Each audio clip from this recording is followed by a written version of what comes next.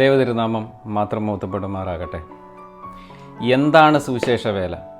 എന്തിനു വേണ്ടിയാണ് ഞാൻ സുവിശേഷം പ്രസംഗിക്കുന്നത്? എന്തിനു വേണ്ടി നിങ്ങൾ സുവിശേഷം പ്രസംഗിക്കണം?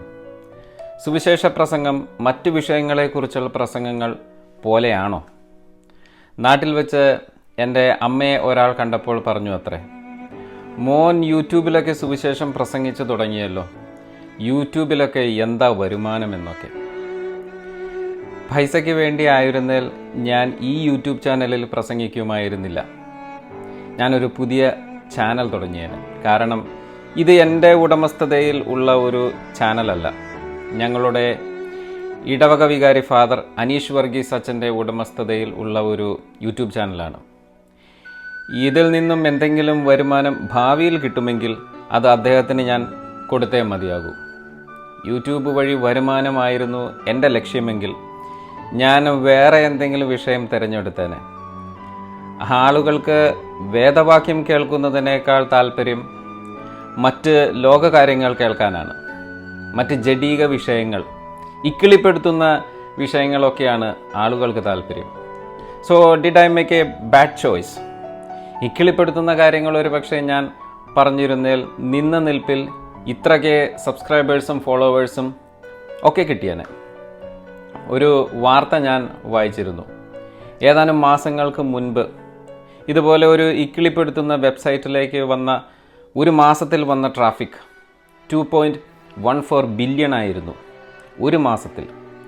എന്ന് പറഞ്ഞാൽ ടിക്ടോക്ക്, പിൻട്രസ്റ്റ്, ഇൻസ്റ്റഗ്രാം എന്നീ 3 ഭീമൻ വെബ്സൈറ്റുകളിലേക്കും കമ്പൈൻ ചെയ്തു വന്ന ട്രാഫിക്കിനേക്കാൾ വലുതായിരുന്നു അത്.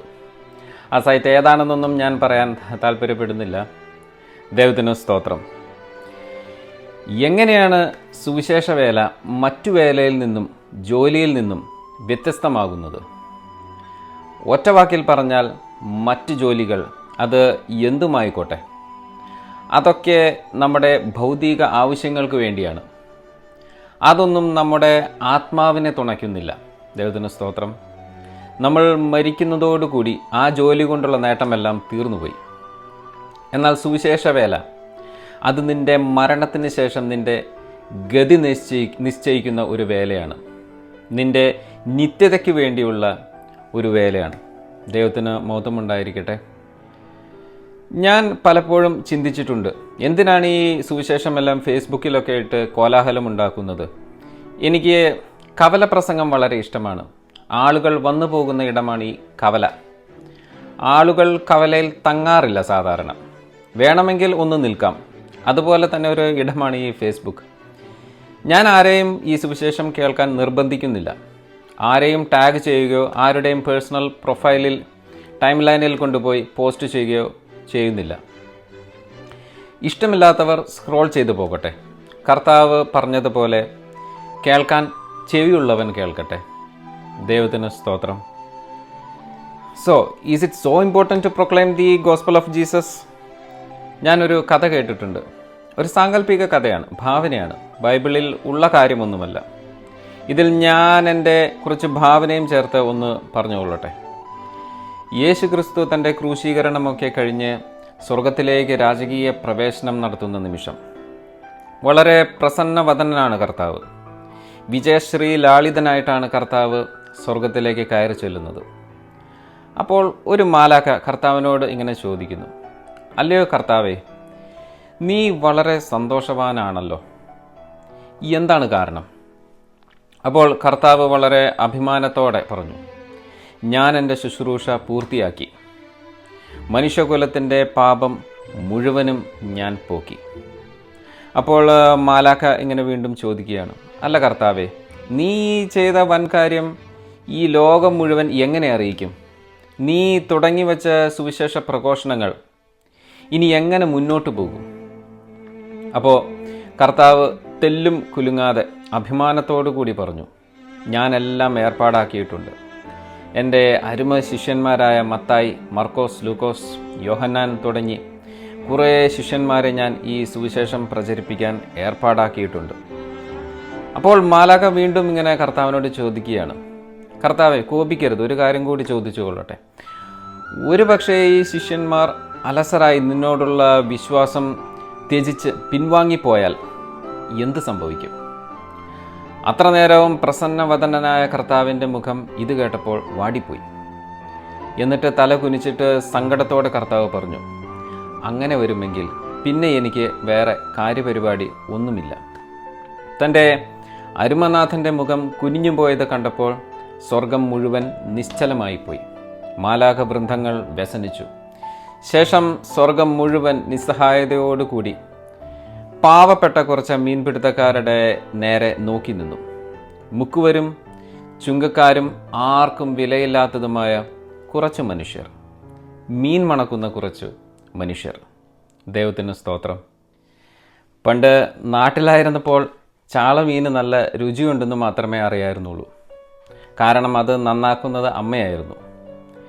ഇവിടെ വന്ന് എല്ലാം തന്നെ ചെയ്തു തുടങ്ങിയപ്പോഴാണ് രുചി മാത്രമല്ല ചാളയ്ക്ക് നല്ല മണവുമുണ്ടെന്ന് മനസ്സിലാക്കുന്നത്.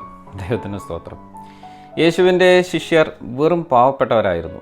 കർത്താവ് സ്വർഗാരോഹണം ചെയ്തു കഴിഞ്ഞപ്പോൾ പത്രോസ് പറഞ്ഞു, ഞാൻ മീൻ പിടിക്കാൻ പോവുകയാണ്. കാരണം ഒരു ദിവസം പണിക്ക് പോയില്ലെങ്കിൽ കുടുംബം പട്ടിണിയാകും.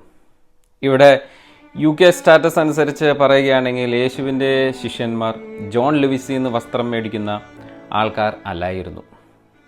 പ്രൈമാർക്കിൽ സെയിൽ വരുമ്പോൾ മാത്രം ഇടയ്ക്ക് വസ്ത്രം വാങ്ങുന്നവരായിരുന്നു യേശുവിൻ്റെ ശിഷ്യന്മാർ.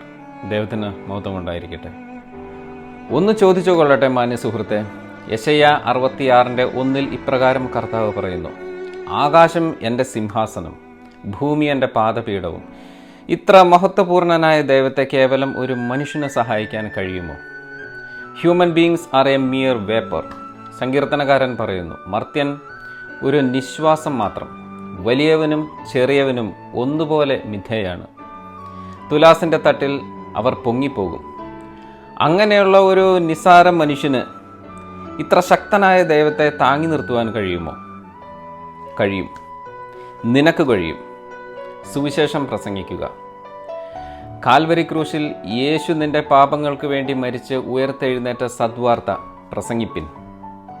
വിശുദ്ധ വേദപുസ്തകം പരിശോധിച്ചാൽ മുഖം വാടി തലകുനിഞ്ഞുപോയ മനുഷ്യൻ്റെ മുഖം ഉയർത്തിക്കൊടുക്കുന്ന ദൈവത്തെ കാണാൻ സാധിക്കും.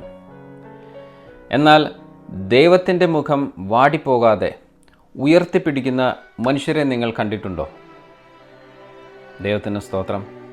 റോമാക്കാർക്ക് എഴുതിയ ലേഖനം 10:14 പൗലോസ് ഇങ്ങനെ പറഞ്ഞു, എന്നാൽ തങ്ങൾ വിശ്വസിച്ചിട്ടില്ലാത്ത ഒരുവനെ അവർ എങ്ങനെ വിളിച്ചപേക്ഷിക്കും? ഒരിക്കലും കേട്ടിട്ടില്ലാത്തവനിൽ എങ്ങനെ വിശ്വസിക്കും? പ്രസംഗകനില്ലാതെ എങ്ങനെ കേൾക്കും? അയക്കപ്പെടുന്നില്ലെങ്കിൽ എങ്ങനെ പ്രസംഗിക്കും? സുവിശേഷം പ്രസംഗിക്കുന്നവരുടെ പാദം എത്ര സുന്ദരം.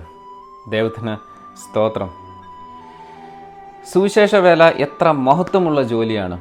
ഇന്ന് ലോകത്ത് ലക്ഷക്കണക്കിന് അല്ലെങ്കിൽ കോടിക്കണക്കിന് സുവിശേഷ പ്രവർത്തകരുണ്ട്.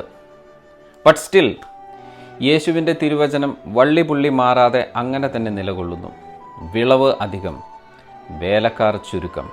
കാരണം ഈ ലോകത്തിൽ യേശുവിൽ വിശ്വസിച്ച് രക്ഷിക്കപ്പെട്ട ആളുകളുടെ എണ്ണം നാശത്തിൻ്റെ പാതയിലൂടെ സഞ്ചരിക്കുന്നവരുടെ എണ്ണത്തോട് തുലനം ചെയ്യുമ്പോൾ അത് വളരെ വിരളമാണ്. ദൈവത്തിന് സ്തോത്രം. ദൈവത്തിൻ്റെ ശുശ്രൂഷയ്ക്ക് ഒരു പ്രത്യേകതയുണ്ട്. എന്താണെന്നോ? ഒരു മനുഷ്യന് ദൈവം തൻ്റെ ശുശ്രൂഷ ഏൽപ്പിച്ചാൽ അവൻ മരിക്കുന്നത് വരെ അവൻ ചെയ്യേണ്ടിയിരുന്ന ശുശ്രൂഷ മറ്റാർക്കും ദൈവം കൊടുക്കില്ല. ദൈവം മോശയ്ക്ക് വലിയൊരു ശുശ്രൂഷ കൊടുത്തു. തൻ്റെ ജനത്തെ ഈജിപ്തിൽ നിന്ന് മോചിപ്പിച്ച് കാനാൻ ദേശത്തേക്ക് കൊണ്ടുപോവുക. മോശ ഒഴിവ് കഴിവ് പറഞ്ഞു, താൻ വിക്കനാണ്, എനിക്ക് കഴിവില്ല, വേറെ ആരെയെങ്കിലും ഏൽപ്പിക്കണമെന്നൊക്കെ മോശ പറഞ്ഞു. എന്നാൽ കർത്താവ് അവനോട് ചോദിച്ചു, ആരാണ് മനുഷ്യന് സംസാരശക്തി നൽകിയത്? ആരാണ് അവനെ കാഴ്ചയുള്ളവനോ കുരുടനോ ആക്കുന്നത്? കർത്താവായ ഞാനല്ലേ? ആകയാൽ നീ പുറപ്പെടുക, സംസാരിക്കാൻ ഞാൻ നിന്നെ സഹായിക്കും, നീ പറയേണ്ടത് എന്തെന്ന് ഞാൻ പഠിപ്പിച്ചു തരും. പുറപ്പാടിൻ്റെ പുസ്തകം 4-ാം അധ്യായം 10 മുതലുള്ള വാക്യങ്ങളാണിവ. ദൈവത്തിന് സ്തോത്രം. ദൈവം ഒരു മനുഷ്യന് ശുശ്രൂഷ ഏൽപ്പിച്ചാൽ അതിന് ഒഴിവ് കഴിവില്ല. അവനത് നിർവഹിച്ചേ മതിയാകൂ. യോനാ പ്രവാചകന് പറ്റിയത് ഓർക്കുക. ഏതെങ്കിലും കാരണത്താൽ അവൻ പിന്തിരിഞ്ഞു പോയാൽ, ഞാൻ മുന്നേ പറഞ്ഞ കഥയിലേതുപോലെ യേശുവിൻ്റെ മുഖം വാടിപ്പോകും. കർത്താവ് വിഷമിച്ചുകൊണ്ട് പറയും, എനിക്ക് വേറെ കാര്യപരിപാടികൾ ഒന്നുമില്ല. ഞാൻ അലസത കൊണ്ടും മറ്റു പല കാരണങ്ങൾ കൊണ്ടും സുവിശേഷത്തോട് ചിറ്റമ്മ നയം കാണിച്ചപ്പോൾ കർത്താവ് എൻ്റെ ഉള്ളത്തോട് ശക്തമായി സംസാരിക്കുന്ന ഒരു വചനമുണ്ടായിരുന്നു. ദൈവവേലയിൽ അലസനായവൻ ശപിക്കപ്പെട്ടവൻ. ഇന്ന് എന്നെ കേൾക്കുന്ന അനേകം ആളുകളെ കർത്താവ് സുവിശേഷ വേലയ്ക്ക് വേണ്ടി വിളിച്ച് വേർതിരിച്ചിട്ടുണ്ടല്ലോ. ദൈവത്തിന് സ്തോത്രം. നിന്നിലൂടെ ചില ആത്മാക്കളെ നേടാൻ കർത്താവ് അതിയായി കാംക്ഷിക്കുന്നു. ഈ നിമിഷം നീ ഇന്ന് പിന്നോട്ട് മാറിയിരിക്കുന്ന അവസ്ഥയാണോ? എങ്കിൽ നീ ഇന്ന് മടങ്ങി വരാൻ കർത്താവ് ആഗ്രഹിക്കുന്നു. നീ ഇനിയും പിന്തിരിഞ്ഞു പോയാൽ ഈ ആത്മാക്കളെല്ലാം നഷ്ടമാകും. മരണശേഷം ഈ ആത്മാക്കളുടെ നാശത്തിന് നീ ഉത്തരം പറയേണ്ടി വരും. ദൈവവേല എത്ര ഗൗരവമേറിയ ശുശ്രൂഷയാണ്. ദൈവവേലയുടെ പ്രാധാന്യം നിങ്ങൾക്ക് മനസ്സിലാകുന്നുണ്ടോ സുഹൃത്തുക്കളെ? ദൈവത്തിന് സ്തോത്രം. ലോകം കണ്ട വലിയ സുവിശേഷ പ്രവർത്തകരിൽ ഒരാളായിരുന്നു ബില്ലി ഗ്രഹാം. ഏതാനും വർഷങ്ങൾക്ക് മുൻപ് അദ്ദേഹം മരണപ്പെട്ടു. ആ സമയത്ത് ഫേസ്ബുക്കിലോ മറ്റോ വന്ന ഒരു പോസ്റ്റ് ഞാൻ ഇന്നും ഓർക്കുന്നു. അദ്ദേഹം ഇങ്ങനെ പറുദീസയിലേക്ക് കയറി ചെല്ലുന്നു. അപ്പോൾ അദ്ദേഹത്തെ ആദ്യം സ്വീകരിക്കാനെത്തിയത് മാലാഖമാർ ഒന്നുമായിരുന്നില്ല. അദ്ദേഹത്തിൻ്റെ ശുശ്രൂഷയിലൂടെ യേശുവിൽ വിശ്വസിച്ച് രക്ഷ പ്രാപിച്ച കോടിക്കണക്കിന് ആളുകളായിരുന്നു അദ്ദേഹത്തെ കെട്ടിപ്പിടിച്ചും ഉമ്മ വെച്ചും സ്വീകരിച്ചത്. നിങ്ങളൊന്ന് ശാന്തമായി ചിന്തിക്കുക. ദൈവം എത്രയെത്ര മഹാത്ഭുതങ്ങൾ നിൻ്റെ ജീവിതത്തിൽ ചെയ്തിട്ടുണ്ട്.